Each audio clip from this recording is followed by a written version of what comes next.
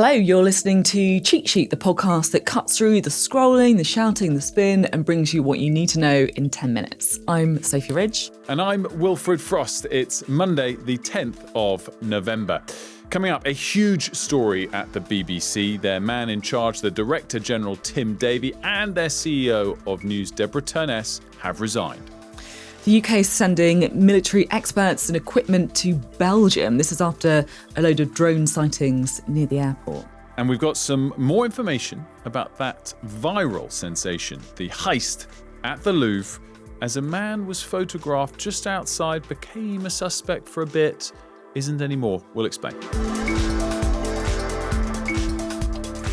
Okay, first up, breaking news late last night. The Director General of the BBC, Tim Davie, and the CEO of News, Deborah Turness, have both resigned. It comes off the back of an unfolding scandal in the last week that relates to whether or not they're duly impartial, and an internal investigation is what really led this in the last week or two, an internal investigation that didn't come to light until 6 months after it was written. Yeah, so like you say, so last week this memo, this investigation was leaked. It was written by the former BBC standards advisor, Michael Prescott, and there was a whole load of concerns about how the BBC had covered stories from trans issues to Gaza and also critically, as you say, Donald Trump as well. So that Donald Trump bit in particular was focused on a documentary from October last year, and it was about the attacks on the US Capitol in 2021, where, according to this memo, Prescott says the BBC completely misled, in his words, viewers by editing footage from the beginning of Donald Trump's speech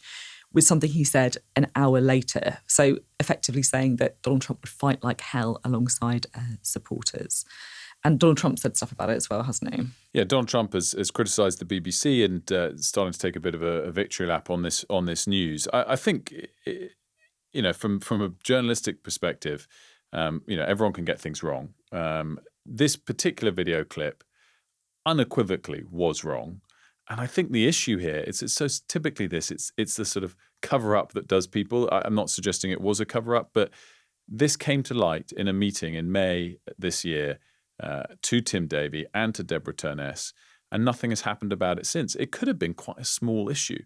It could have been a significant slap on the wrist for the editor in question of the programme. But when it comes to light, via a report, by the way, that, as you said, was an internal BBC ethics reviewer, not some BBC critic, and that nothing had happened for 6 months, I think that's where it causes problems for those in charge. That said, I was surprised that both left. Hugely high-profile step, and be really interesting to see who they approach to replace them. Yeah, well, I think it was interesting as well, to be honest, looking at the statement from the CEO of News, former CEO, Deborah Turness. She said, while mistakes have been made, I want to be absolutely clear that recent allegations that BBC News is institutionally biased are wrong. Now, there will be some who disagree with that, who think that the BBC is institutionally biased, that this is the whole point behind the scandal. There'll be others who will be saying that this is wrong, that they shouldn't have resigned, and that they will feel uncomfortable with what Donald Trump has been saying, because Donald Trump has posted, as you say, kind of doing a bit of a victory lap, saying that these are very dishonest people who try to step on the scales of a presidential election. And his press secretary, Caroline Levitt, actually went further in some ways. She said that the BBC were accused of purposeful dishonesty. She said that no one's watching the BBC because they're anti-Trump, and that everyone should watch GB News instead. We think they should watch Sky News. Yeah, other channels available, obviously. Okay, we've been talking a lot in recent weeks because of the Ukraine war about how drone warfare is now vastly advanced. Well, the UK is now spending specialist RAF units to Belgium to help defend against rogue aircraft, is what we've been told. A number of airports has had to shut down, of course, in recent months as drones were spotted nearby. And the UK is obviously got some capability here and is sending some RAF specialists there in order to help. Of course, we wait to see if anything of significance develops, but it does put UK forces of an ilk potentially into harm's way, albeit clearly this is not man-to-man combat. Yeah. But like you say, it is part of drones becoming so much more of an integral part of modern warfare. We've seen air travel being disrupted in a few other NATO nations recently: Sweden, Norway, Denmark, Germany, and of course the UK also recently sent RF Tycoon jets to take part in some missions over Poland as well, in response to these incursions becoming just more common. I should say as well, Russia has denied accusations of conducting hybrid warfare. Now, parents in England are about to see a new kind of Ofsted report card. It's brought in after changes to school inspections that happened after the death of head teacher Ruth Perry back in 2023. So the idea is it's going to drop the single word judgments that we had before: good, outstanding, all that kind of thing.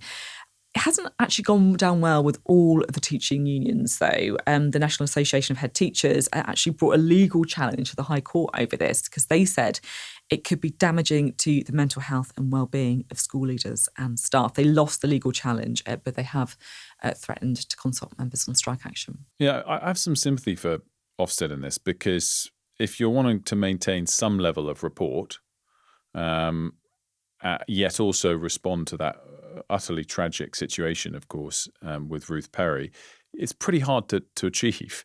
And you can see that any level of replacement of scorecard is going to still have some remnants of the prior version. It's a difficult one, but it comes into play today. Yeah, I agree. And also on the behalf of parents as well. It's so important for parents to have some kind of way of comparing schools. One of the most important decisions you'll ever make. So the US government has now been shut down for 41 days. And honestly, as someone who has covered Westminster for most of my adult life now, I find that slightly mind-blowing. Wilf, explain what's going on. So a government shutdown is when the president and Congress can't agree on annual financing of spending. Now, people pause and think, I thought Trump had both houses of Congress. He does, but in the Senate, for these types of bills, you need 60 votes, not just a majority, and he doesn't have a supermajority. He doesn't have 60. So you've had a standoff really between Senate Democrats and President Trump on typical funding. So one holds up paying federal workers to try and win something back until ultimately they come together and say, okay, this is punishing everyday workers in a way that we just have to kind of get over. 40 days, the longest in history. The previous longest was under Donald Trump in his first term, 35 days. But presidents of all shapes of that. Obama had one, Clinton had one that lasts for 21 days. It does finally appear to be ending. Good news over the weekend. And that's for a number of reasons. One is that 1 million workers haven't been paid for a month. They will be paid. It'll be a catch-up payment at the end.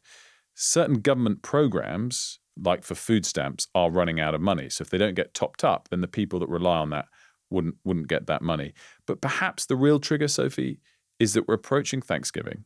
It's the busiest weekend of the year for travel. And we're starting to see big delays in flights because, again, some crucial workers for aviation are federal employees, and they've been much reduced. So it's one of those classic political standoffs, as opposed to something that's long-term damaging for the nation, as headline-grabbing as that word, shutdown, is. Now I'm excited about this one because, look, we asked you to write in with your suggestions for what stories you wanted us to cover. And we did get an email from Zain Ali, who listens on his way to sixth form. Hello, Zain. Thanks for writing. And he said he wanted to hear more whenever we had any updates on the Louvre heist, which is a great idea because this is a fascinating story. What a story. The most kind of audacious bid to get priceless jewels from the Louvre. They came up with this huge pickup truck, effectively smashed their way in with an angle grinder and then made off with a load of stuff. Now, unfortunately, the case of the missing jewels is not cracked yet, Zain, but we do know who Fedora Man is. So the internet went mad with the conspiracy about this, right? Yeah, because pictured outside the Louvre in and around the time was this incredibly well-dressed individual, and it led to lots of people saying, is this person involved, because they were dressed in a sort of, fedora hat and almost like a sort of investigative criminal or whatever else. It turns out, alas, that Fedora Man is Pedro Elias Garzon Delvaux, who's a fan of Sherlock Holmes and Hercule Poirot, and just happened to be at what became a real crime scene, as opposed to having anything to do with the stolen goods. This is just a chap who enjoys dressing, rather elegantly and going to the Louvre. Respect to him. And he looked great. He looked great. He looked amazing, I should say. I can't believe they haven't caught these guys yet, though. I mean, come on, it's extraordinary. Obviously, we shouldn't and don't celebrate any form of crime, but every time this story comes up, I'm like, bring on the big TV drama that they're going to make on it. It's going to be great. But you're right. First, we need to solve the crime and bring those people to justice. And we will tell you, Zane, I have to say, as soon as we get any more updates on this, we'll bring them to you. We certainly will. That does it for today's Cheat Sheet. Thanks so much for listening or watching. If you've enjoyed it, please do subscribe and give us a 5-star review.